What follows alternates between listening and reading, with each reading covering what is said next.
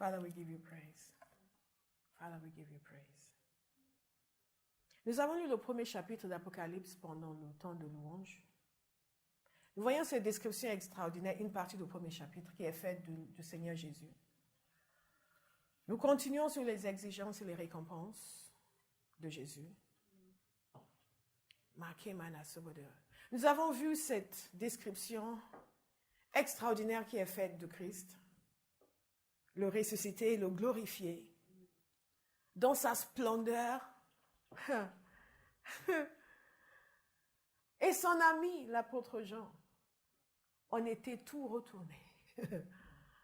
Son ami, celui qui était proche de lui, le plus proche de tous les disciples, tous les apôtres. Mais la vision de Christ glorifié l'a laissé sans force. Oh, que Dieu nous donne la vision du Christ glorifié. J'ai écouté un prédicateur brièvement parce que je cherchais une information et je suis tombée sur lui. Et il parlait de son cousin qui le regardait de haut parce qu'il était chrétien. Et lui, évidemment, ne se laissait pas faire. Mais quelque part, il était conscient du fait que ce cousin avait un air de supériorité vis-à-vis de lui. Je ne sais pas la dernière fois que je me suis sentie petite parce que j'étais chrétienne. En fait, dès que je me suis convertie, la révélation que le Seigneur m'a donnée de lui m'a donné une telle vision de grandeur. Je me suis sentie élevée et exaltée. Et c'est ça ce qu'un chrétien doit ressentir. Élevé et exalté. Et si vous arrivez de vous sentir petit parce que les gens veulent que vous vous sentiez petit, allez demander une plus grande révélation de Christ. Méditez sur lui dans ce premier chapitre d'Apocalypse pour qu'on pénètre à l'intérieur de vous la conscience de sa grandeur et de l'honneur qui vous a été fait de le connaître, le privilège qui vous a été fait d'être réconcilié avec le Père. Alléluia. Je me suis sentie exaltée, élevée. Et je le sens et encore plus chaque jour. Plus exalté, plus élevé, plus important.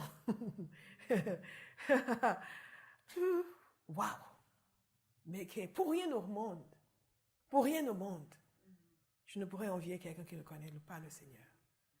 Là, c'est tellement net et clair. La gloire de l'enfant de Dieu. Et le malheur de celui qui ne connaît pas le Christ. Jésus s'est révélé à Jean dans sa splendeur. Il est resté sans force. Père, révèle-nous ton Fils dans sa splendeur, dans sa gloire, dans son autorité, dans sa domination.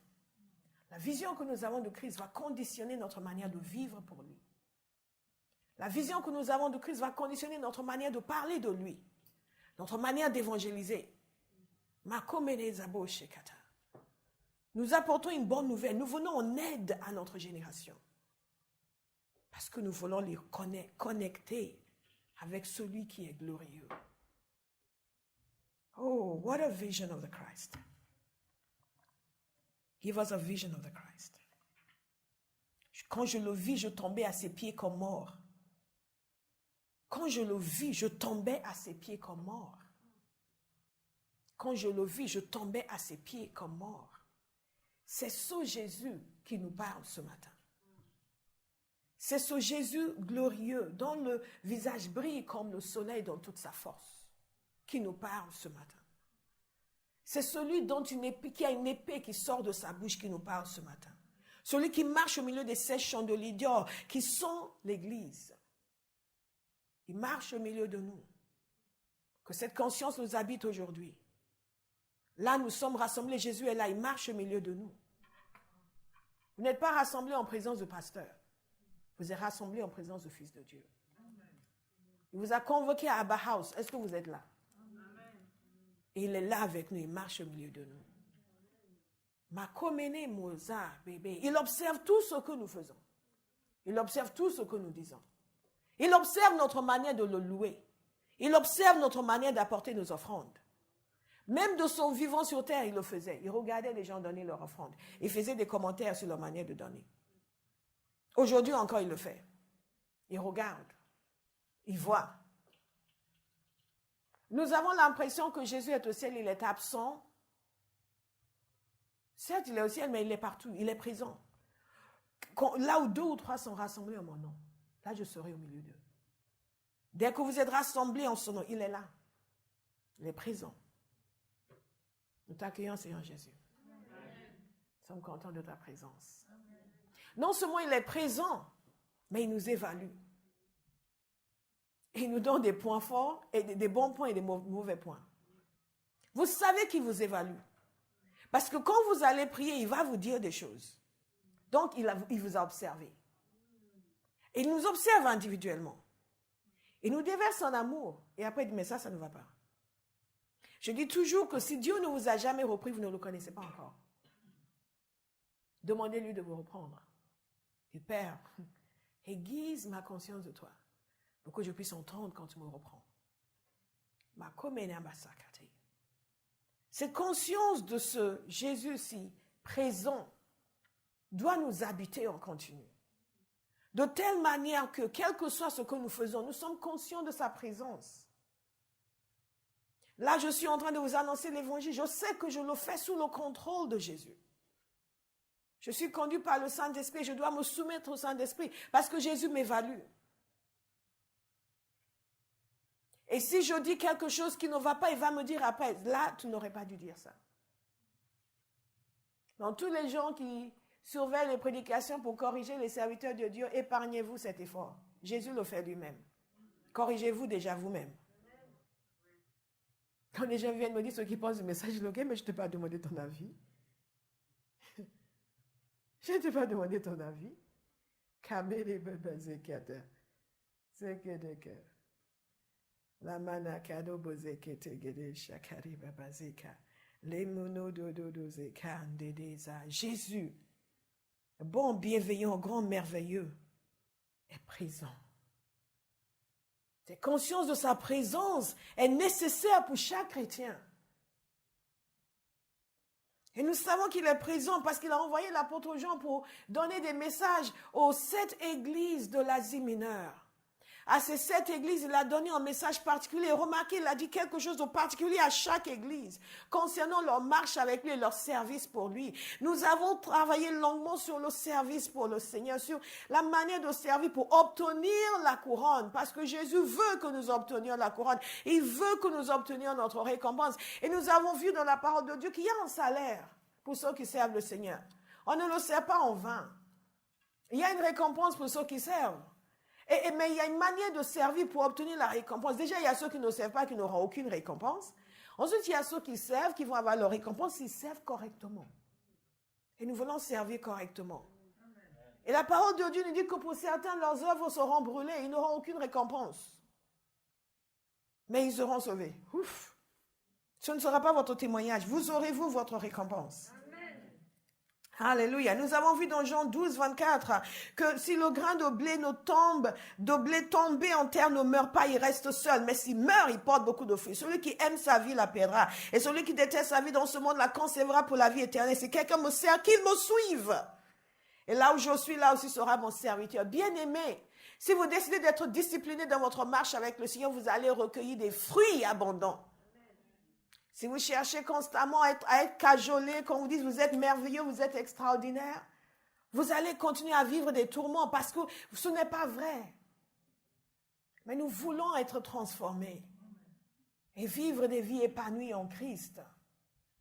Et Jésus a envoyé des messages à toutes ces églises. Nous avons vu le message qu'il a envoyé à l'église d'Éphèse et à l'église de Smyrne. Et quel message! Mais il a aussi envoyé un message à l'église de Pergame. Il a envoyé aussi un message à l'église de Thyatire, sur lesquels nous allons nous pencher aujourd'hui. J'ai décidé de ne pas courir, parce que je veux que nous puissions saisir la profondeur de ce que Jésus nous dit. N'oubliez pas comment nous avons commencé. Jésus est au milieu de nous. Il est au milieu de nous. Il est au milieu de nous. Je peux vous dire qu'il me surveille. Il ne laisse rien passer. La bonne nouvelle, c'est qu'il vous surveille aussi. Alléluia. Aïe mon Seigneur, voici un peuple qui veut faire ta volonté. Seigneur, voici Abba House qui veut faire ta volonté, ta volonté. Yeah. Abba House va faire, Abba House va faire ta volonté, ta volonté. Yeah. Abba House va faire, oh, ta volonté. Nous allons faire ta volonté, Seigneur. Et ce que Jésus dit à toutes ces églises, c'est que je veux que vous fassiez ma volonté. Je veux que vous me serviez en me suivant. Je veux que vous fassiez des choses comme je veux. Abba House, si cette mentalité nous gagne, nous allons travailler avec joie ensemble pour le Seigneur. Nous n'avons pas cherché à imposer quelque chose alors que nous n'avons pas le droit de l'imposer. Évidemment, si vous conduisez quelque part, vous avez l'autorité pour dire on va faire ça, ça et ça. Mais il y a toujours des individus qui veulent imposer et s'imposer. Nous n'avons pas besoin de cela. Jésus, lui, veut s'imposer. Nous allons laisser Jésus s'imposer. Et il vient à toutes ces églises pour leur dire non, non, non, il faut que vous me suiviez. Si vous me servez, vous devez me suivre. Abba, si nous le servons, nous devons le suivre. Si nous le servons, nous devons le suivre. Je le répète encore, si nous le servons, nous devons le suivre. Beaucoup de gens n'ont pas la conscience de la présence réelle de Jésus. Donc font les choses à leur manière. Mais Jésus dit ceci, écrit à l'ange de l'église de Pergame. Apocalypse chapitre 2, verset 12.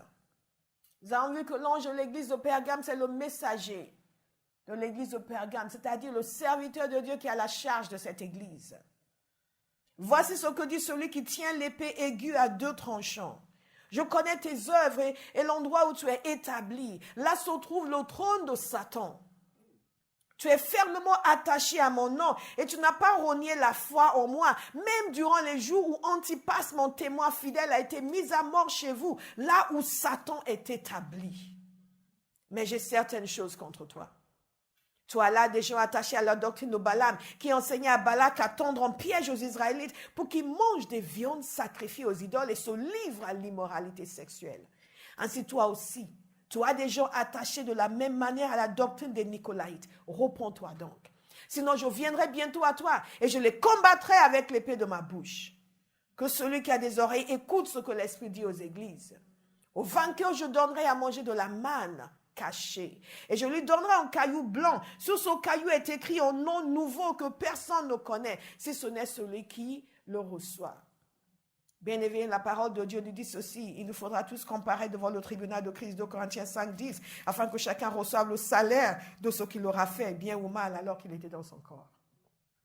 Jésus dit ceci à celui qui vaincra. Je donnerai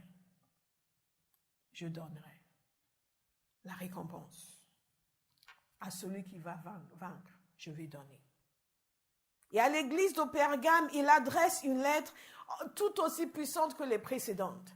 Pergame, ce qu'il faut savoir, était une grande ville, encore une ville d'une grande richesse, une ville qui était vouée au culte d'une divinité, Asclépius, si je le prononce bien. Et cette divinité était considérée comme le dieu de la médecine, de la guérison.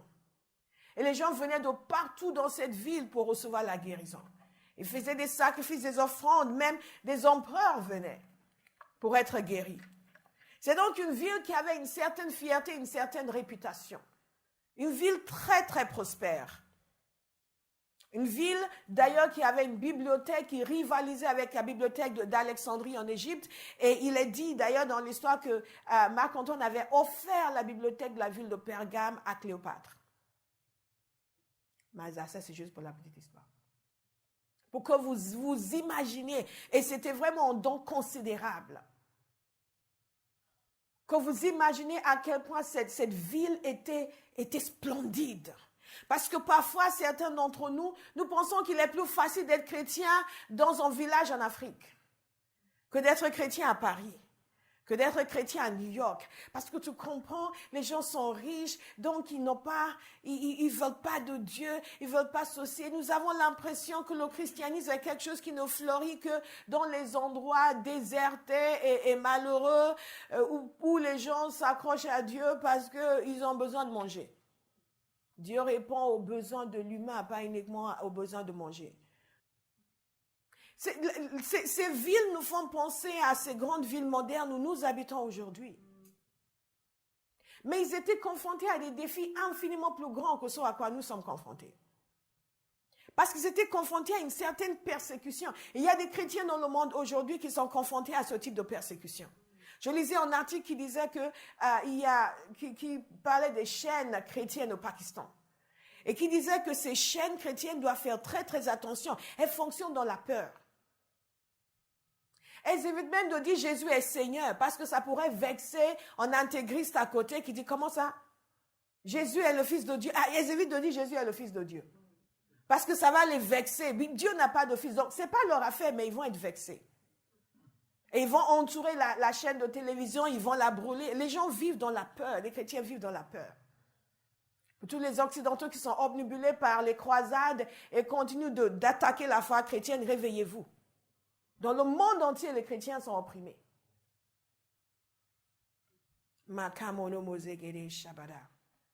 On se plie en quatre pour laisser la place à tout le monde tout en continuant à attaquer l'Église parce que l'Europe a un souvenir lointain de croisade. Le christianisme n'est pas européen. Cet eurocentrisme qui consiste ce n'est pas mon message mais je vais le dire, qui consiste à constamment attaquer la foi chrétienne à cause du passé européen, ça doit s'arrêter. Le christianisme n'est pas européen, qu'on nous laisse tranquille, qu'ils arrêtent d'attaquer notre foi à cause de l'histoire européenne. Et vous pouvez me citer là-dessus. Ah, ça devient exaspérant. Les chrétiens souffrent dans le monde entier. Et on les laisse souffrir. Et dès qu'on parle, on nous sort les croisades. Et ici, à Pergame, les chrétiens aussi souffraient. Et Jésus a parlé de cet homme Antipas. Il l'a appelé mon martyr. Bien aimé, à chaque fois que vous souffrez pour le Seigneur, il le voit. Il le sait. Ne fuyez pas. Oui, mais moi, je veux être tranquille. Non, ne cherchez pas à être tranquille. Cherchez à être fidèle. Cherchez à être fidèle. Ne pensez pas que vous souffrez pour lui et il ne voit pas. Il voit tout. Comment est-ce qu'il commence chacune de ses lettres? Il dit ceci. Je connais tes œuvres. Quand il dit je connais tes œuvres, je connais toutes tes activités. Je connais tout ce que tu fais. Tout ce que tu dis, tout ce que tu penses, tout ce que tu fais, je vois tout. Abba House, Jésus connaît nos œuvres. C'est important pour nous. Parce que parfois, nous pensons que c'est ce que le pasteur connaît qui compte. Parfois, vous agissez, vous prenez une décision, les gens sont choqués. Parce qu'ils disent, mais elle ne sait pas que... Vous pensez que le pasteur ne sait pas ceci ou le leader ne sait pas cela. Mais Jésus savait. Et quand Jésus conduit à dire quelque chose, à faire quelque chose, parfois nous-mêmes, on est étonnés. Mais c'est parce qu'il connaît nos œuvres. Il connaît. Il sait où vous êtes allé. Il sait ce que vous avez fait. Il sait ce que vous avez dit. Il sait ce que je fais. Il connaissait cette église de Pergame. Au milieu de ce luxe, de cette abondance, l'église était persécutée. Ils vouaient en culte à ce Dieu de la médecine. Et les gens venaient de partout. Donc, c'est des gens qui étaient suffisants, qui pensaient tout avoir. Et vous venez leur parler de Jésus. C'est comme aujourd'hui, vous parlez à certaines personnes de Jésus, ils vous regardent, vous dites, mais vous croyez à ces mythes? Vous êtes là, zut. Non, dites non. Ce ne sont pas des mythes. C'est la vérité, mais on va prier que Dieu t'ouvre les yeux pour que tu comprennes. Il se présente comme celui qui tient l'épée aiguë à deux tranchants. Il ne se présente pas comme un faible. Il est temps que cette espèce de christianisme misérabiliste et apologétique qui consiste à s'excuser pour le fait que nous existons s'arrête. Notre Jésus ne se présente pas comme un faible, il se présente comme celui qui tient l'épée aiguë à deux tranchants. Dans sa puissance et dans sa gloire. Que la conscience de sa gloire et sa puissance nous envahissent aujourd'hui. Alléluia. Et vous dites amen, que ce soit votre partage. Je ne prêche pas pour caresser vos oreilles. Je prêche pour déposer la vérité en vous. Donc réagissez. Jésus veut que nous le voyions tel qu'il est. Mais qu'est-ce qu'il dit au sujet de ces gens? Nous avons vu comment est cette ville. Nous reviendrons sur Pergame tout à l'heure quand nous allons parler de Thyatire. Il dit c'est l'endroit où Satan a son trône. Bien-aimé, il n'a pas dit ça de Paris. Donc par rapport à Pergame, c'est facile d'être chrétien à Paris. Très facile. Jésus leur dit, vous êtes dans l'endroit où Satan a son trône. En d'autres termes, c'est un endroit avec une intense activité démoniaque. Intense. Imaginez toutes ces divinités qui étaient présentes. Les gens venaient pour recevoir la guérison. Vous connaissez les gens qui font la guérison et qui ne reçoivent pas leur puissance du Seigneur. Imaginez l'atmosphère de cette ville, en dépit de sa richesse. Et Jésus dit, je connais tes œuvres et l'endroit où tu es établi. Là se trouve le trône de Satan. C'est pas comme nous qui disent, oui, je ne sais pas, je sens quelque chose ici, il n'y a rien, assieds-toi. Mais quand Jésus dit c'est le trône de Satan, c'est que c'est le trône de Satan. Donc imaginez l'atmosphère spirituelle dans laquelle fonctionnait cette église. Et Jésus dit encore, mais ce qui est extraordinaire, c'est ce qu'il dit. Les concernant, il dit, tu es fermement attaché à mon nom. Là où il y a une intense activité démoniaque, il y a un peuple qui reste fermement attaché à son nom. Bien aimé, s'il pouvait l'être, nous pouvons aussi l'être. Nous pouvons aussi l'être. Il n'y a pas de fatalité. Nous n'avons pas besoin de rétrograder. Parfois, les gens viennent dire oui, parce que j'ai rétrogradé, maintenant je suis revenu, ma foi est plus forte qu'avant, et donc je remercie le Seigneur parce que si je n'avais pas rétrogradé, faux. C'est bien d'avoir une foi plus forte qu'avant, mais il ne faut pas dire que c'est parce que tu as rétrogradé. Jésus a dit, vous êtes fermement attachés à mon nom. Quelqu'un va le déclarer sur lui-même que toute ma vie, je vais être fermement attaché à son nom.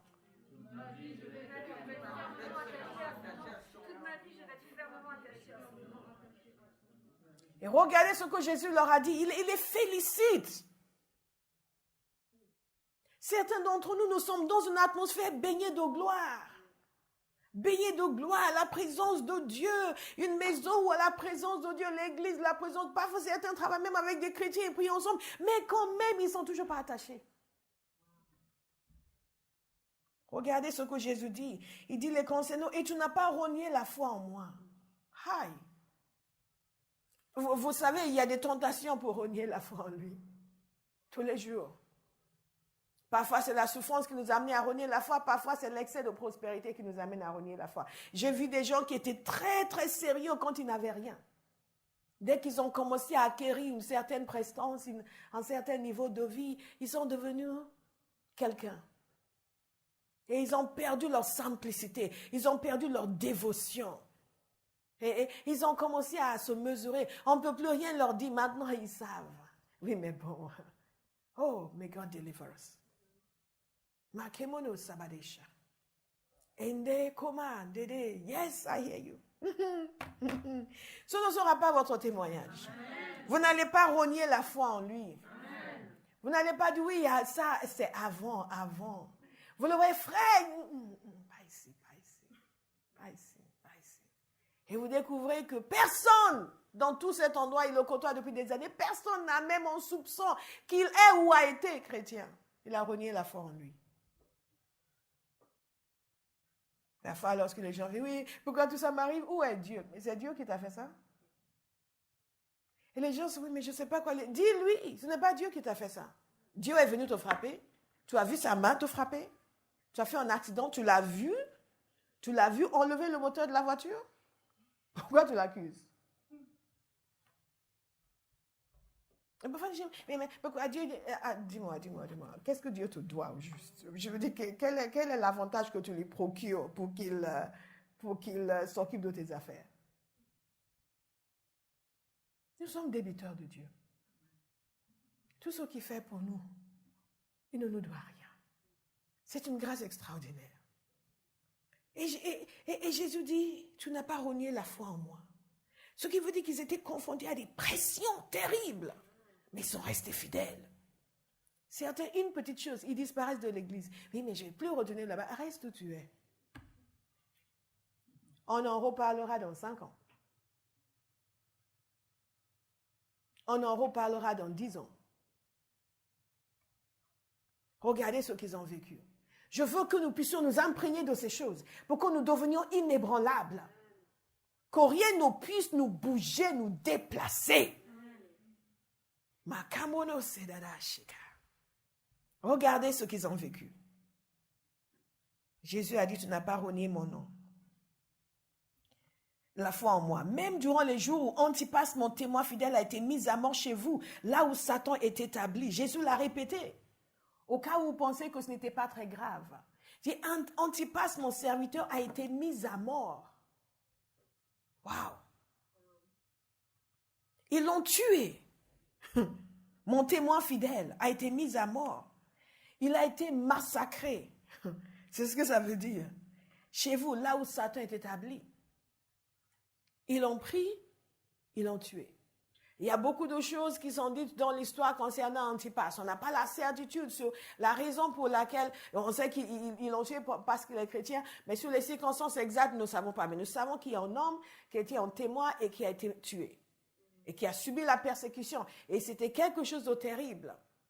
Au point où toute l'église a été ébranlée, mais ces gens n'ont pas renié la foi. C'était facile dans ces moments-là de dire, oui, mais bon, finalement, moi je crois que c'est trop difficile.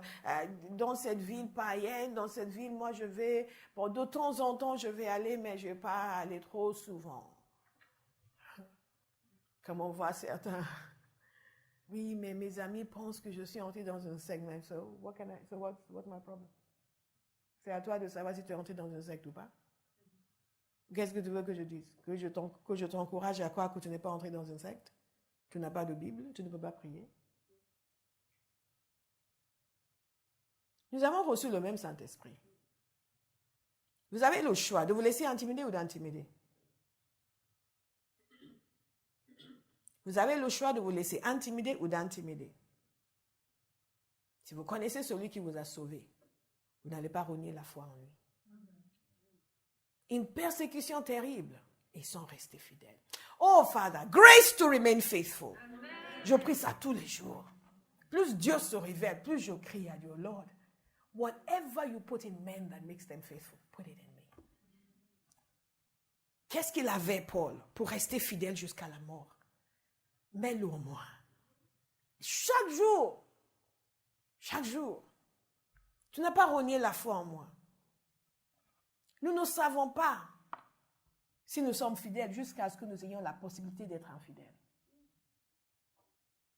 Beaucoup de gens vont vous dire, même en tant que leader, les gens vont vous dire, ah, moi je suis avec vous. Ah, pasteur, Dieu m'a envoyé ici. Je suis avec vous. Et les gens viennent et Dieu leur a dit beaucoup de choses.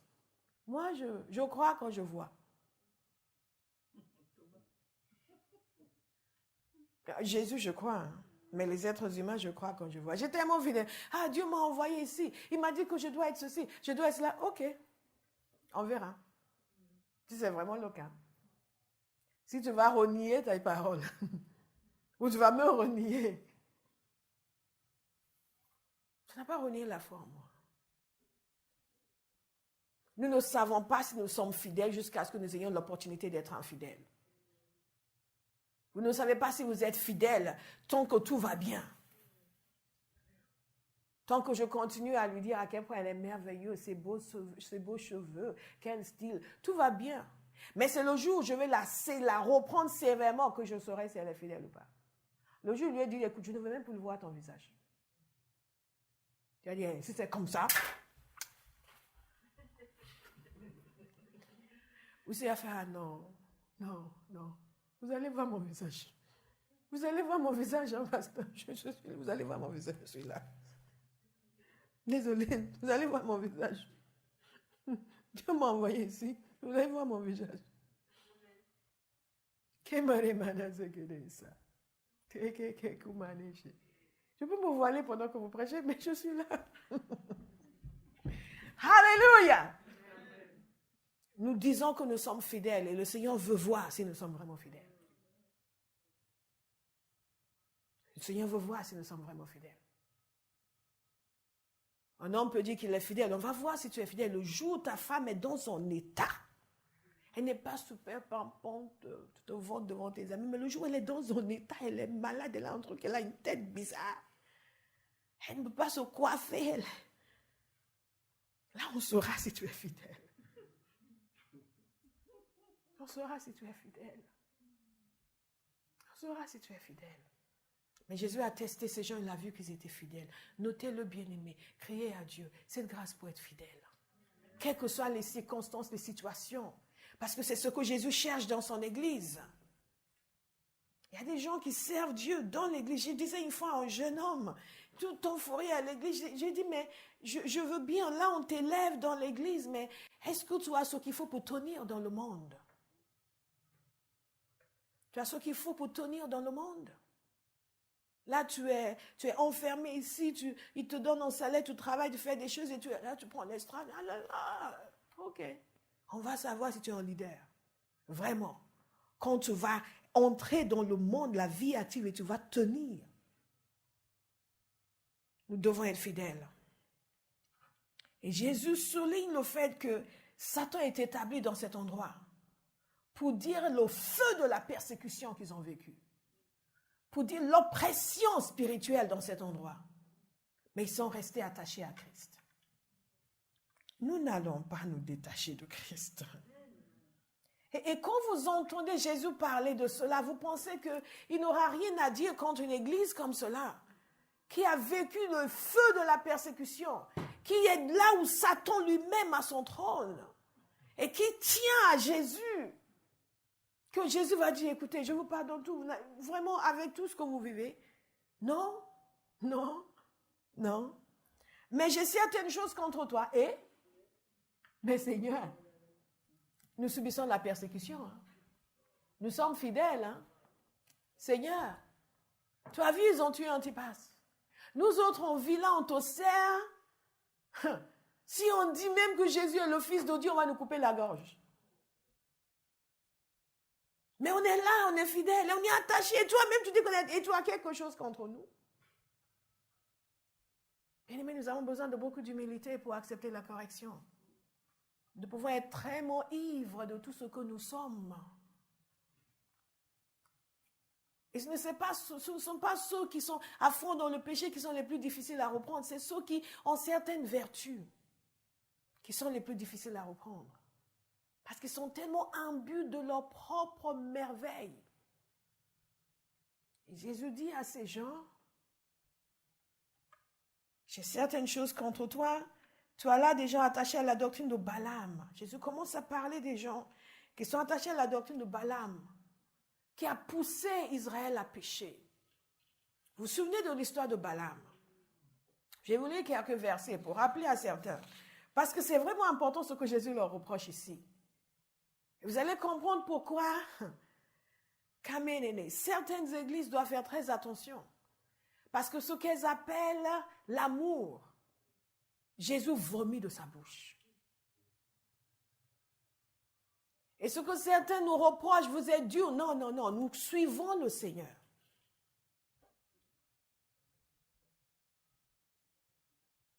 La parole de Dieu nous dit dans Nombre 25. Vous vous souvenez de l'histoire?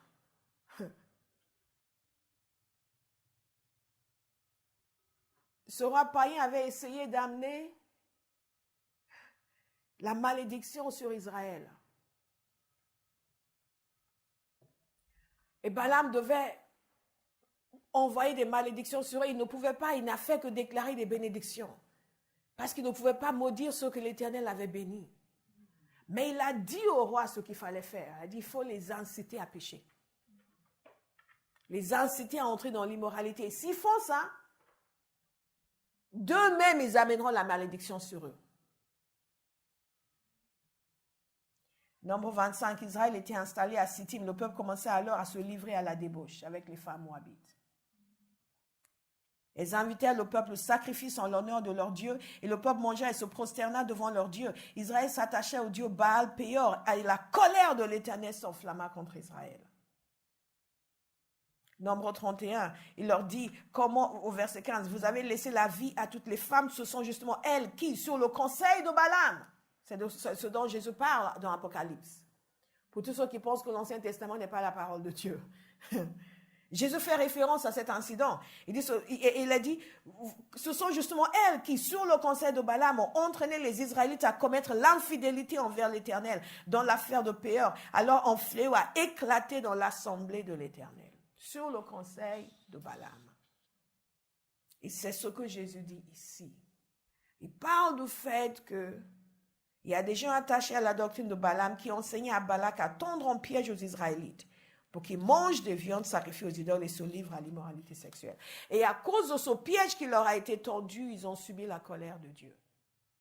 Et Jésus dit à l'église de Pergame, vous êtes fidèles envers moi, vous n'avez pas renié la foi en moi, vous avez accepté la souffrance, mais vous laissez au milieu de vous des gens qui sont attachés à une doctrine qui amène la destruction.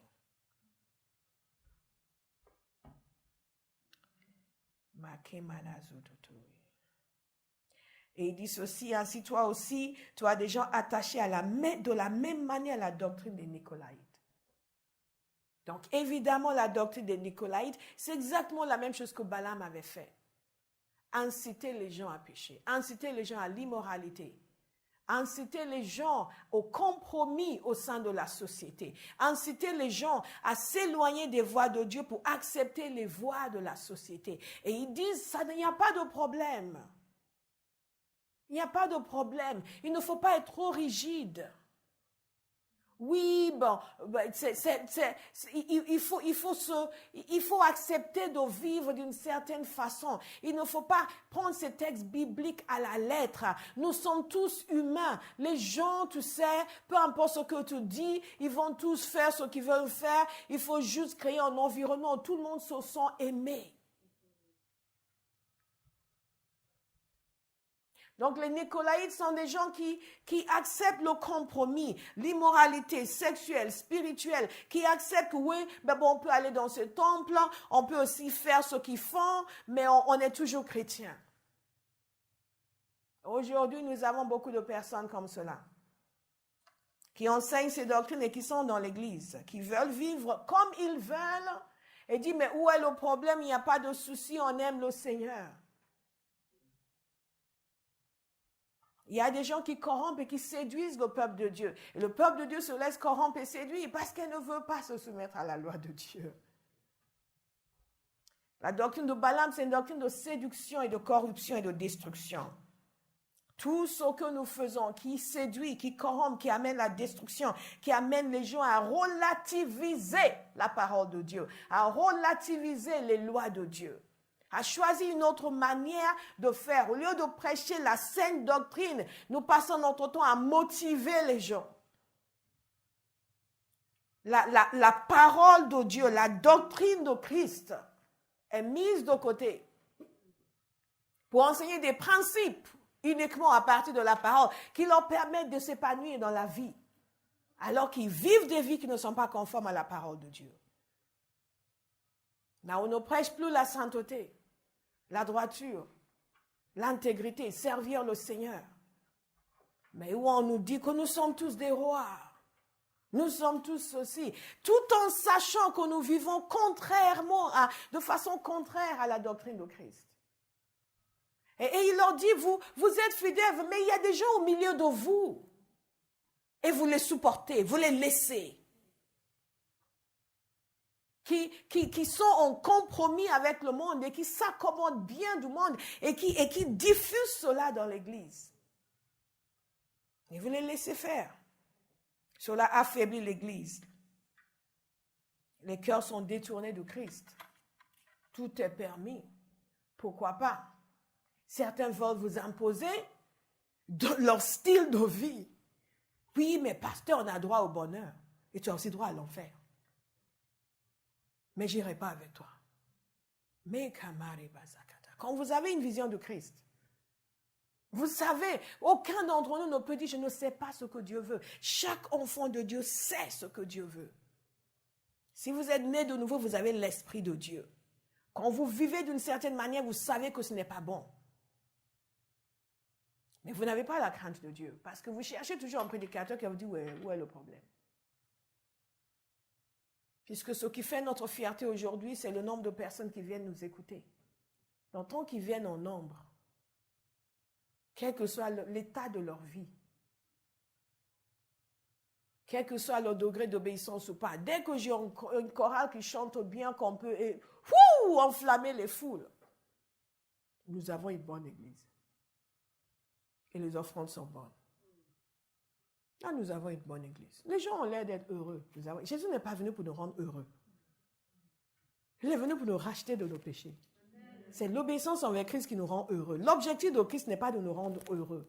L'objectif de Christ, c'est de nous rendre sanctifiés, réconciliés avec le Père. Et nous passons notre temps à sentir des principes qui motivent les gens, qui les rendent heureux. Ils sont bien momentanément. Mais ils retournent chez eux et continuent à fricoter avec les démons.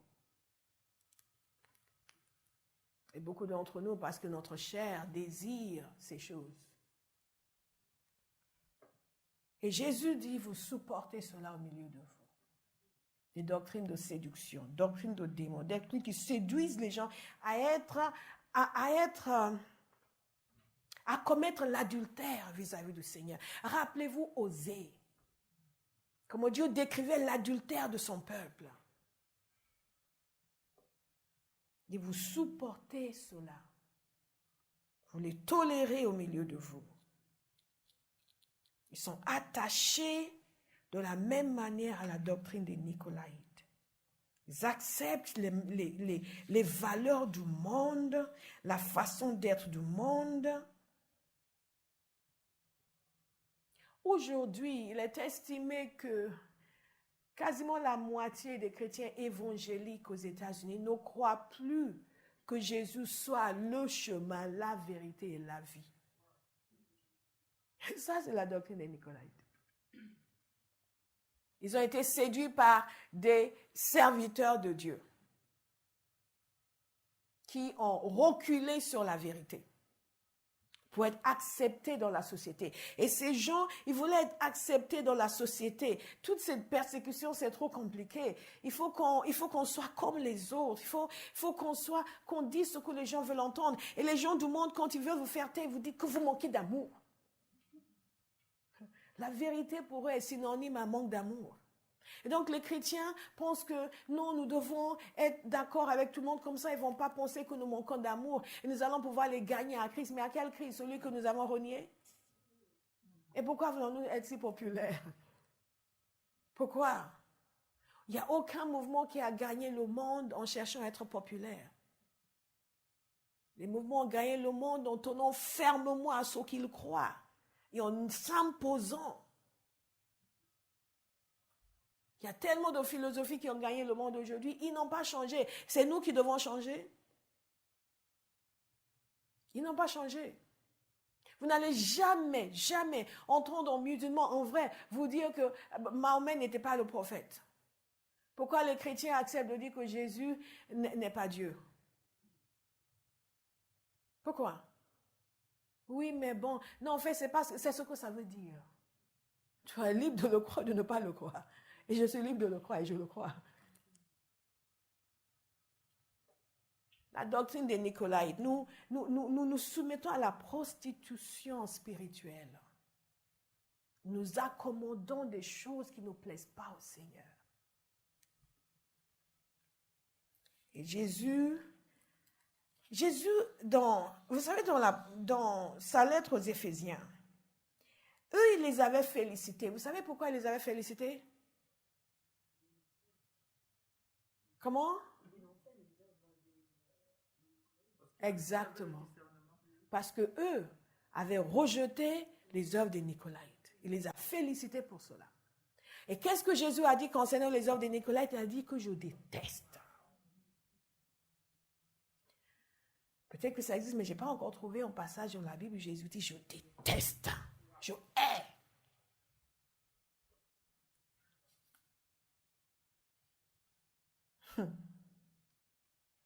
Il a dit aux Éphésiens, cependant tu as ceci pour toi, tu détestes les œuvres des Nicolaïtes, tout comme je les déteste moi aussi. Donc vous comprenez, ce n'est pas parce que vous êtes dans telle église et que vous vivez comme ça et que le pasteur n'a rien trouvé à dire qu'à House, on va vous laisser vivre comme ça. Non. Il y a des églises qui détestent le péché. Il y a des églises qui détestent l'immoralité. L'église d'Éphèse détestait les œuvres de Nicolaïtes et l'église de Pergame, tout en souffrant pour le Seigneur, s'en est accommodée. Jésus a dit, non, non, non, non, ça je l'ai contre toi. Oh, tu es attaché à mon nom, mais tu permets ce genre de choses au sein de l'église. J'imagine le pasteur de cette église, il a dû trembler quand il a reçu ce message. Il a dû trembler. Peut-être qu'il savait et qu'il n'a pas osé leur dire. Peut-être qu'il a dit et qu'ils se sont rebellés. Il a dit, peut-être que c'était des gens qui finançaient l'église, comme c'est souvent le cas. Dieu est Dieu. C'est Dieu qui finance l'église. Il peut passer par toi, mais c'est un privilège pour toi. Je te demande de donner quelques milliers d'euros à l'église. Mais heureusement que je suis là. Attends. Si la pauvreté s'abat sur toi, demain tu comprendras qui est l'Éternel. Job a tout perdu en rien de temps. Et il n'a même pas déplu à Dieu. Il a juste fait partie d'une expérience divine. Parfois, les gens, quand ils commencent à gagner un peu d'argent, ils commencent à être fiers. Ils regardent les gens et ils disent, mais qui donnait autant de dîmes que moi ici? Malheureux. Il y a des gens qui font ça dans l'église. Qui regardent les autres, qui s'évaluent et qui estiment qu'ils doivent être considérés plus que les autres parce que, eux, malheureux. Et le pasteur de cette église a dû trembler. Moi, je n'aimerais pas recevoir cette lettre de Jésus. Mais j'ai ça contre toi. Tu tolères ça au sein de l'église. Et je vais les virer tout de suite. Tout de suite. Donc, il ne faut pas dire qu'on ne savait pas pourquoi un tel n'est plus là. Pourquoi un tel... Parce qu'il y a des gens qui ont quitté cette église parce qu'on leur a dit d'arrêter l'immoralité. Il y a des gens qui ne sont pas dit parce qu'on a découvert, le Seigneur a révélé au coup d'un prière. Yeah, what is this? Oh God.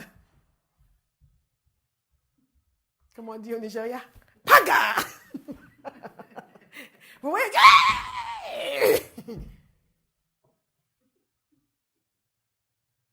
Et vous ne savez pas, vous dites, mais le frère est tellement gentil. Le frère est tellement gentil. Nous ne supportons pas les œuvres des Nicolaïtes.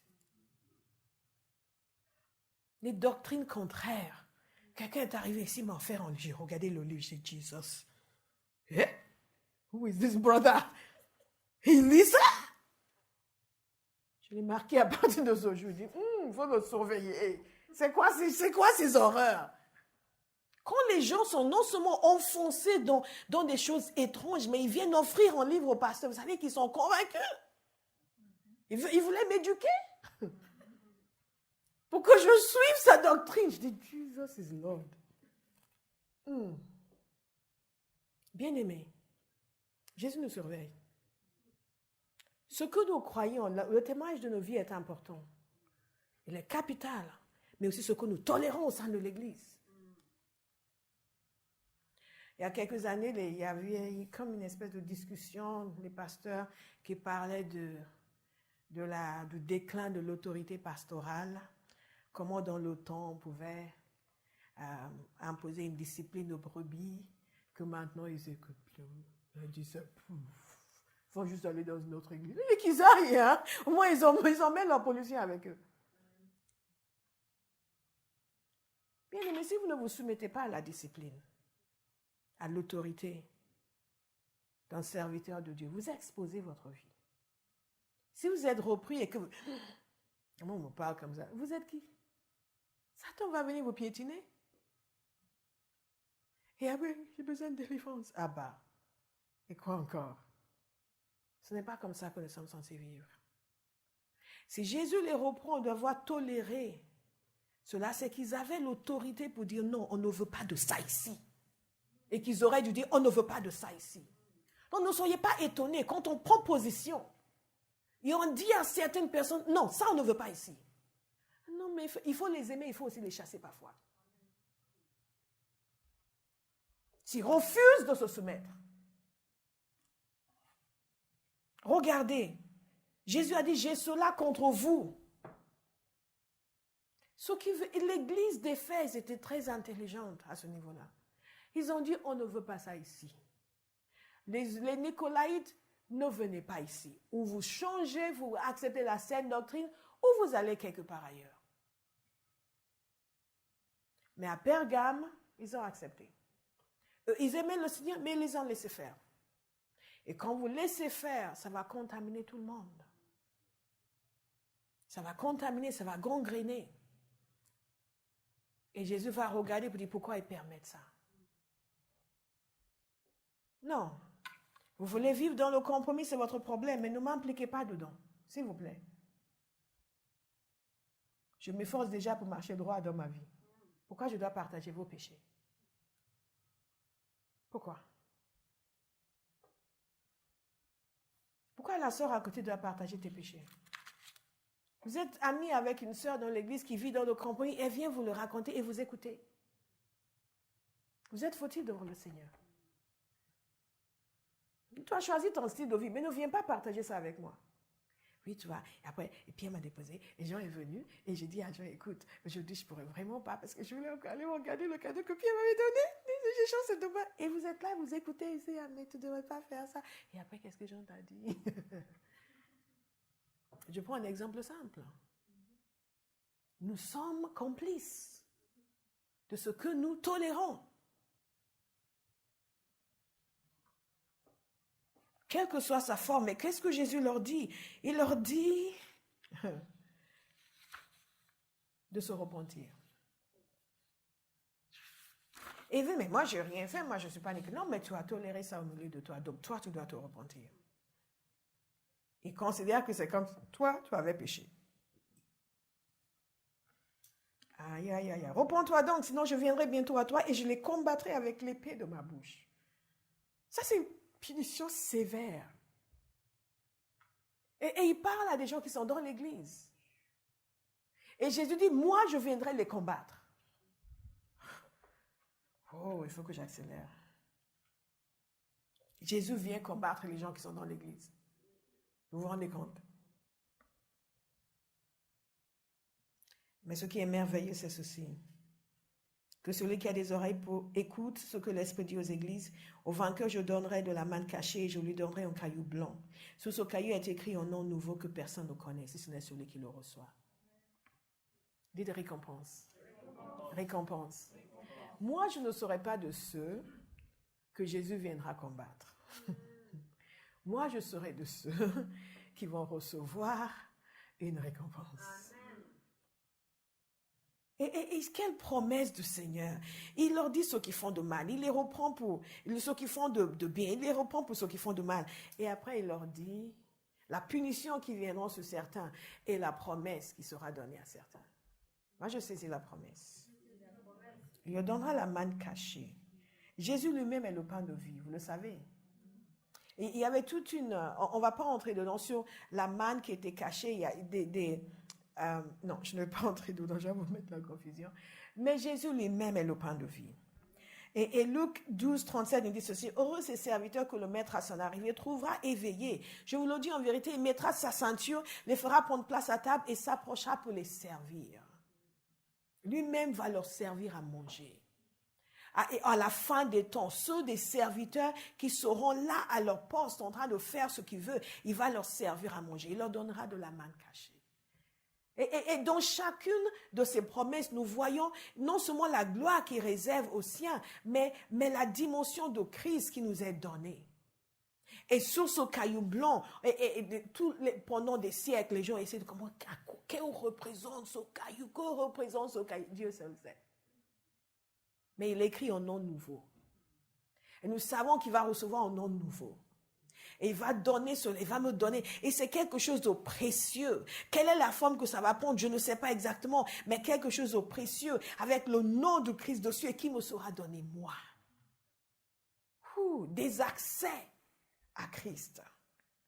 Regardez la lettre qu'il a écrite à l'église de Thyatire. Vous voyez, chacune de ces lettres est particulière. Lisez-les, s'il vous plaît. Notez ce que Jésus aime, notez ce que Jésus n'aime pas. Priez sur votre vie ce que Jésus aime, détruisez dans votre vie ce que Jésus n'aime pas. Alléluia. Moi, je ne veux pas que Jésus me supporte. Je veux qu'il soit content de moi. Il dit, that's my girl. That's my girl in Paris. Il ne me parle pas d'un livre, mais de moi. Dis-le toi aussi. That's my girl, that's my girl, that's my... Écrit à l'ange de l'église de Thyatire, voici ce que dit le Fils de Dieu, celui qui a les yeux comme une flamme de feu et dont les pieds sont semblables à du bronze ardent. Je connais tes œuvres, regardez ce qu'il leur dit. Nous avons déjà évoqué Thyatire en fait, donc je vais aller très vite. Regardez ce que Jésus voit chez ces gens. Il dit, je connais tes œuvres, ton amour, ta foi, ton service et ta persévérance. Ça c'est moi. Jésus vient vous dire, Ronald, je vois tes œuvres, je vois ton amour, je vois ta foi, je vois ton service et je vois ta persévérance. Ouf. Quand je suis en train de travailler, de faire quelque chose pour le Seigneur, je le sens, me dit, je vois ton service. Si nous étions davantage conscients de cela, nous n'aurons pas la mauvaise attitude que nous avons quand nous servons. Il y a des gens qui pensent qu'ils sont très spirituels. Donc, quand on leur donne quelque chose de manuel à faire, ils le font avec un œil bizarre. Ouais, pourquoi moi, je suis plus que ça? Non, Jésus voit ton service. Il voit aussi ton mauvais cœur. Je vois ton service et ta persévérance. Je sais que tes dernières œuvres sont plus nombreuses que les premières. Que ce soit votre témoignage. Que c'est pas, oui, quand je suis arrivée à Barra, j'ai beaucoup servi, mais maintenant, je fais plus grand-chose parce que moi aussi, j'ai fait ma part. Les autres aussi peuvent, parce qu'il n'y a plus rien à faire. Oui, mais bon, moi, avant, je faisais ceci. Tes œuvres, en fait, ont diminué. Et Jésus parle de ceux dont les œuvres se sont multipliées. Que vos œuvres se multiplient au nom de Jésus. Alléluia. Mais ce que j'ai contre toi, quoi? Tu as quelque chose contre moi, mais tu viens de dire que tu vois mon amour, tu vois ma foi, tu vois ma persévérance, tu vois mon service. En autre temps, tu me trouves extraordinaire. Et je frôle la perfection. N'est-ce pas? Non. Jésus a dit ce que j'ai contre toi.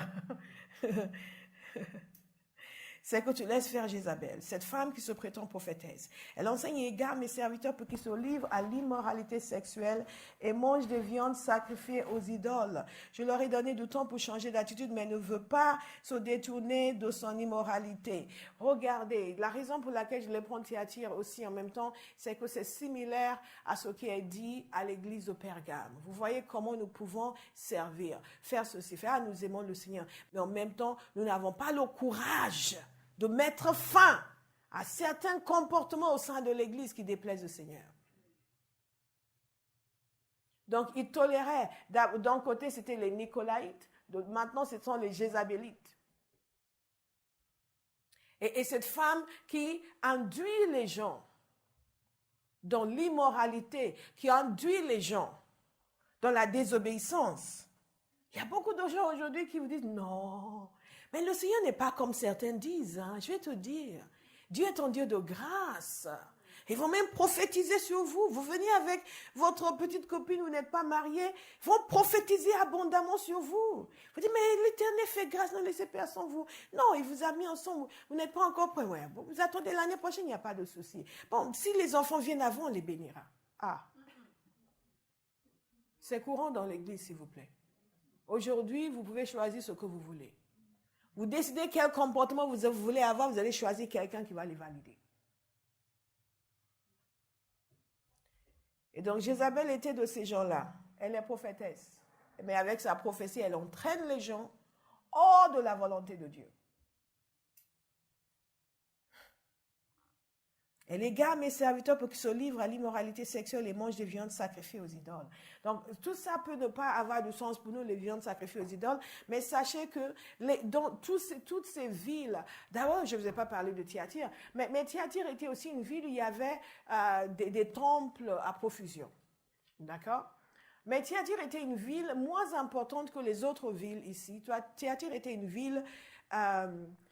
dont il semblait que son principal objectif, c'était de protéger Pergame. Pergame était là.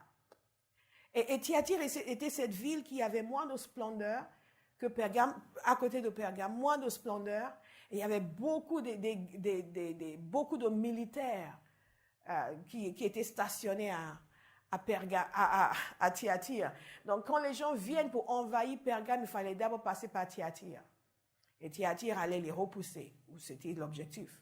Mais Thyatire était aussi une ville de commerce, une ville où il y avait beaucoup d'artisans et qui était réputée pour la teinture. Et nous connaissons quelqu'un qui était originaire de Thyatire, n'est-ce pas? Nous avons une amie originaire de Thyatire. Elle s'appelle comment? Lydie.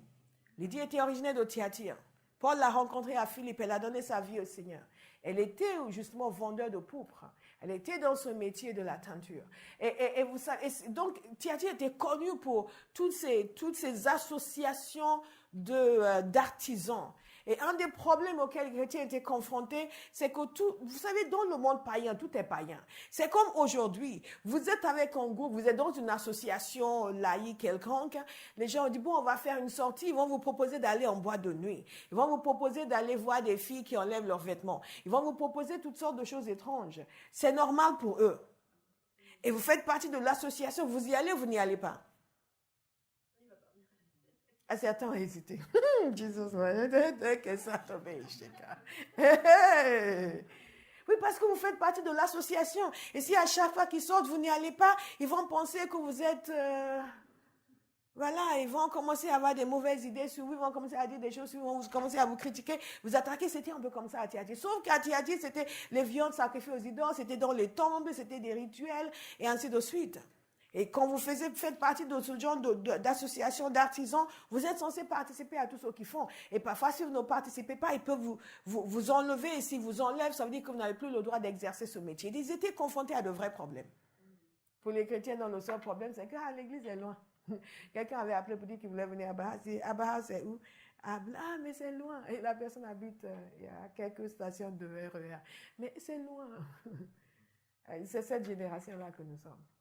Mais eux avaient vraiment de vrais problèmes. Et les chrétiens en Inde ont de vrais problèmes. Au Pakistan, ils ont de vrais problèmes. Et les chrétiens à Paris, God is good.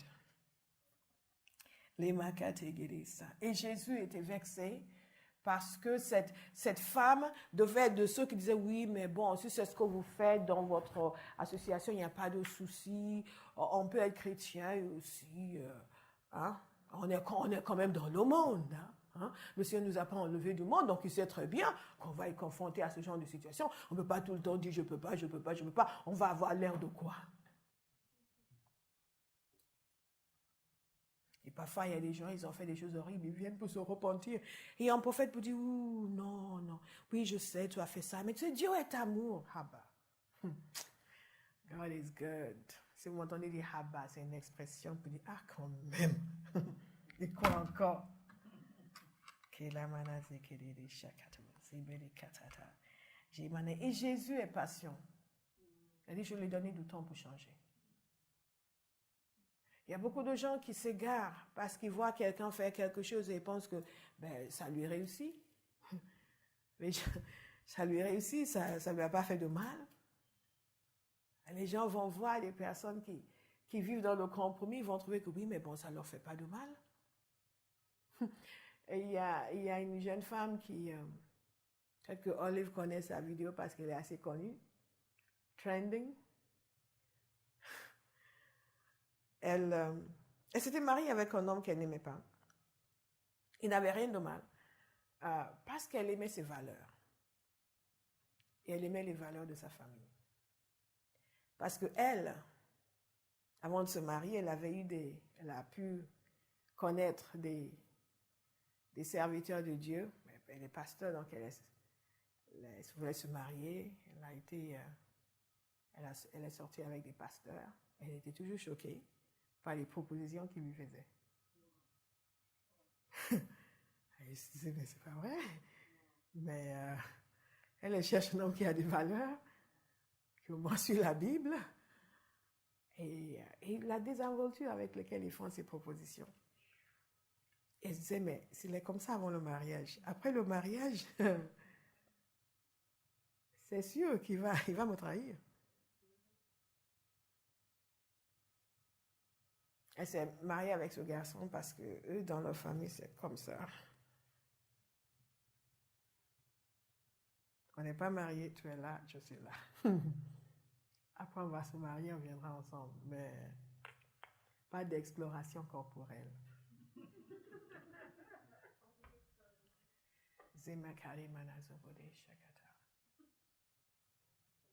Et après, ils ont découvert l'amour.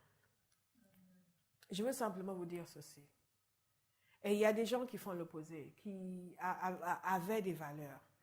Et après, on a vu certains qui semblaient vivre dans le compromis et finalement, ça leur réussit. Ils pensent que ça leur réussit. Ils décident de suivre. Bien-aimés, notre récompense est auprès du Seigneur, pas ici sur terre uniquement. Si vous gardez à l'esprit que Jésus voit vos œuvres, il voit tout ce que vous faites. Et il a son jugement sur ce que vous faites. Et il dit à celui qui vaincra, je donnerai. En d'autres termes, la vraie récompense vous attend. Cela vous attend. Si vous êtes conscient de ce qui vous attend, vous allez prendre des décisions qui s'imposent. Jésus, et il y a des gens, c'est que Jésus est juste patient avec eux. Il leur donne du temps pour se repentir. Et vous pensez que ça ne dérange pas le Seigneur ce qu'ils font. Vous décidez de faire la même chose. Il a dit concernant cette femme il lui a donné du temps pour se repentir. Mais ne s'est pas repenti. Et puisqu'elle ne s'est pas repenti, qu'est-ce qu'il a fait? Il a dit, je vais la jeter sur un lit et envoyer en grand tourment à ceux qui commettent l'adultère avec elle. S'ils ne se repentent pas de leurs œuvres, je frapperai de mort ces enfants. Et toutes les églises reconnaîtront que je suis celui qui examine les reins et les cœurs. Ah! J'ai noté cette phrase pour vous la relire. Toutes les églises reconnaîtront que je suis celui qui examine les reins et les cœurs. Et je traiterai chacun de vous conformément à ses œuvres. Alors, il y a des gens, ça va faire peur. Il y a des gens qui vont se réjouir. Je traiterai chacun de vous conformément à ses peurs. Jésus dit, je sonde les reins et les cœurs. En d'autres termes, qu'est-ce que ça veut dire? Ça veut dire, je regarde Calypso et je vois le fond de son cœur. Ce qu'il ne dit pas, ce que personne ne voit. Je vois ses pensées les plus profondes. Je vois sa motivation. Je vois tout. Je sais tout ce qu'il dit, tout ce qu'il fait. Et je veux que toutes les églises le sachent, que moi, je sonde les reins et les cœurs. Et que chacun va recevoir la récompense qu'il mérite. Ce n'est pas la récompense que les gens veulent donner à cause de ce qu'ils voient. Jésus, non, à cause de ce que moi, Jésus, je vois. C'est vraiment important pour nous d'avoir cette compréhension. Et comment est-ce qu'il va le savoir? Parce qu'il va venir et il va exécuter son jugement contre ces personnes. Jésus va venir tuer les gens dans son église. Soulignez-le, s'il vous plaît. Parce qu'on ne nous dit pas ça aujourd'hui. On ne nous dit pas ça. Mais Jésus lui-même va venir dans son église, va venir à Thyatire et il va tuer des gens. Les gens disent, mais pourquoi Dieu tue dans l'Ancien Testament? Il tue aussi dans le Nouveau Testament. Il a tué Ananias et Saphira. J'ai entendu un prédicateur dire, c'est Pierre qui les a tués. Non, c'est Dieu qui les a tués. Non, il a tué Ananias et Saphira. Et Jésus a dit qu'il va venir dans cette église et il va tuer ces gens. Oui, oui, oui. Mais Jésus ne va pas venir tuer les gens à Bauhaus. Parce que nous allons faire sa volonté. Nous allons lui obéir. Ça change notre perspective parce que quand nous aimons trop les discours de motivation, nous n'avons pas une pensée biblique. Bien aimer la parole de Dieu nous motive. Qu'est-ce que Jésus leur dit encore? Mais à des gens comme vous et moi, n'est-ce pas? Nous autres qui sommes fidèles. Il n'y a qu'une seule personne qui a dit Amen. Abraham, je me soupçonne. Je vais demander au Seigneur qui sonde les reins et les cœurs. Qu'est-ce qu'il voit chez Calypso? Est-ce qu'il n'a pas dit Amen? Ah, Seigneur, qu'est-ce que tu vois chez le petit? Toi qui sondes les reins et les cœurs. Qu'est-ce qu'il ne dit pas, pasteur? Que demande des équités. Mais regardez! Il dit, quant à vous, les autres croyants de Thyatire, qui n'acceptaient pas cet enseignement et qui n'avaient pas connu les profondeurs de Satan, comme il les appelle, je vous dis, je ne mettrai pas sur vous d'autres fardeaux. Il y a des gens qui pensent que obéir au Seigneur, oui, mais c'est dur. Oui, on te dit à chaque fois, soumets-toi, obéis. Non, c'est parce que ton cœur n'est pas bon. Le problème n'est pas le message ni le messager. Le problème, c'est la personne qui reçoit le message. Mais il dit, les autres, vous autres qui ne suivez pas cet enseignement-là, vous, je ne mets aucun autre fardeau sur vous. Quant aux autres, s'ils ne changent pas, je viendrai les tuer. Mais vous, il y a une distinction. Dieu fait une distinction entre les gens. Il y a une distinction. Nous ne sommes pas tous pareils. Et nous ne nous voit pas tous pareils. Je vais être dans le camp des autres. Ceux-là qui disent, quant à vous qui ne suivez pas ces enseignements, quant à vous qui ne vous laissez pas corrompre, les gens se laissent corrompre si facilement. Tu es avec les gens qui sont orgueilleux, rebelles à l'autorité. Toi, tu étais soumis avant, tout d'un coup, tu commences à faire comme eux. Mais quelle bêtise. Tu veux que Jésus te vomisse de sa bouche? Bien-aimé, j'ai vu des gens faire des choses mauvaises et on les a appelés devant, on a prophétisé sur eux. Et j'étais là, Jésus, c'est comme ça que tu es. Je vous dis la vérité. Je suis là, Seigneur. C'est comme ça que tu es. Tu as vu ce qu'ils ont fait?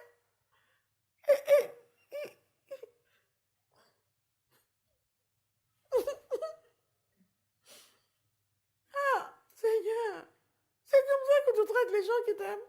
Et maintenant, ils sont devant, ils sont en train de... Bien-aimé, Jésus nous donne du temps pour changer. Et si nous ne changeons pas, je ne vais pas vous dire ce qui s'est passé avec tous ces gens. Je ne vais pas vous dire ce qui s'est passé avec eux, des années après. Parfois, nous pensons que les gens, oui, tout va bien, non, je fais comme je veux, je ne me souviens pas. Non, Dieu n'est pas dupe. Il dit, regardez ce qui va se passer avec les vainqueurs. À celui qui a accompli mes œuvres jusqu'à la fin, je donnerai autorité sur les nations. Dites autorité sur les nations. Autorité sur les nations. Autorité sur les nations. Ça, c'est quand même beaucoup mieux que d'épouser un garçon hors de la volonté de Dieu. N'est-ce pas? C'est quand même beaucoup mieux. Autorité sur les nations, c'est parce qu'on ne voit pas ce qu'il y a devant nous. Oui, Shamakata. C'est quand même beaucoup mieux autorité sur les nations que de suivre la doctrine de Jézabel. Oui, mais vous pouvez vivre comme vous voulez. Dieu est miséricordieux. Faites comme vous voulez. On va escroquer de l'argent au travail, on va venir pour bénir le serviteur. Et il sait que c'est de l'escroquerie. Il dit, Dieu va te bénir. Bien-aimé, quand même. Dieu a des valeurs, même si nous n'en avons pas. Autorité sur les nations, dites-nous encore. Moi, je veux ça. Je veux ça. Autorité sur les nations, la manne cachée, le caillou blanc sur lequel est inscrit un nom nouveau. Et Jésus me donne la couronne de vie, l'arbre de la vie. Oh, moi je veux. Autorité sur les nations. D'ailleurs, j'ai changé le titre de mon livre. Il a quelques semaines de retard, n'est-ce pas? Mais il va sortir. Donc, plus de gloire, par la grâce de Dieu, ce mois d'avril. Et j'ai changé le titre, j'ai mis autorité spirituelle, les secrets de l'autorité spirituelle. Les secrets de Amen. Les secrets de l'autorité spirituelle. Et il est bon. It's very good. Il est bon. Autorité sur les nations. C'est ce que Jésus promet à tous ceux qui vont vaincre. Tous ceux qui ne vont pas se laisser séduire par les fausses doctrines, les compromis. Dans notre société aujourd'hui, il y a un tel acharnement pour obliger l'Église à abandonner ses valeurs, à suivre l'immoralité ambiante, à considérer cela comme étant normal. Il y a même certaines dénominations maintenant sont offusquées quand vous prêchez ce que dit la Bible. Ouh. Des chrétiens, entre guillemets. C'est des Nicolaïtes dans l'église qui se sont bien accommodés du monde. Au lieu de dire la vérité, le Christ mange la viande sacrifiée aux idoles. Et nous avons le choix. Jésus dit, certains suivent, certains ne suivent pas. Si vous suivez cet enseignement-là, vous serez détruits. Si vous ne suivez pas cet enseignement et vous restez ferme jusqu'au bout, vous allez avoir l'autorité sur les nations. Ce n'est pas compliqué. Au lieu de nous laisser intimider par tout ce qui nous entoure, gardons les yeux sur le Seigneur. Parce que tout va changer. Je lui donnerai autorité sur les nations. Récompense, dites récompense. Il les dirigera avec un sceptre de fer, comme on brise les vases d'argile, ainsi que moi-même je n'ai reçu le pouvoir de mon Père, et je lui donnerai l'étoile du matin. Ouh. My God. Vous savez ce qu'est l'étoile du matin? C'est Jésus. L'étoile brillante du matin. Apocalypse 22, verset 16. Il est l'étoile, il est moi, Jésus. Si je suis l'étoile brillante du matin. Hey, quelle dimension du Christ nous allons connaître? Hey, quelle communion avec le Christ nous allons vivre? Et nous allons régner avec lui. Parce que c'est de lui qu'il est dit dans les psaumes qu'il va diriger les nations avec un sceptre de fer. Et maintenant, il dit, vous aussi, vous allez diriger avec moi. Bien-aimé, régner avec Christ est infiniment plus glorieux que de m'accommoder des choses du monde, que de suivre les plaisirs terrestres. Infiniment plus glorieux. Mais je prie que le Seigneur nous ouvre les yeux aujourd'hui, que ces choses soient une réalité pour nous, que nous ayons la conviction que ce ne sont pas des fables habilement conçues, que réellement l'apôtre Jean a contemplé sa majesté, a entendu ces messages de sa bouche et les a envoyés à l'Église. Ces messages sont pour l'Église. Tout ce que nous constatons dans ces églises, nous constatons dans nos églises. Chaque église qui est décrite ici, nous voyons aujourd'hui. C'est à nous de décider à laquelle nous allons ressembler. Et je vous dirai, la semaine prochaine, c'est la semaine de Pâques. La semaine d'après, je vous dirai à quelle église nous allons ressembler. Amen. Alléluia. Nous avons une prophétie sur nous. Il y a des années de cela. Le Seigneur a pointé une des églises d'Apocalypse. Il a dit, ça c'est vous. Yes. Yes. Yes. Samakera Moshe. À une des réunions où une personne ici a eu une délivrance spectaculaire. Zema Kassé, c'est une de nos conférences. Et la servante de Dieu s'est levée, commencé à prophétiser sur Abba House. Zema Kassé. Et je peux vous dire, j'étais content de savoir à quelle église nous ressemblons. Et quelle église Dieu nous appelle. Non seulement il nous appelle cette église, il nous appelle aussi à vivre pleinement. Et Dieu m'a révélé encore certaines dimensions de cette église sur laquelle on ne s'était pas attardé. On s'est attardé sur une partie, mais il y a aussi une autre partie. Il a dit, là maintenant vous allez entrer dans ça. Come on, Abba House. Nous sommes bénis, nous sommes bénis, nous sommes bénis.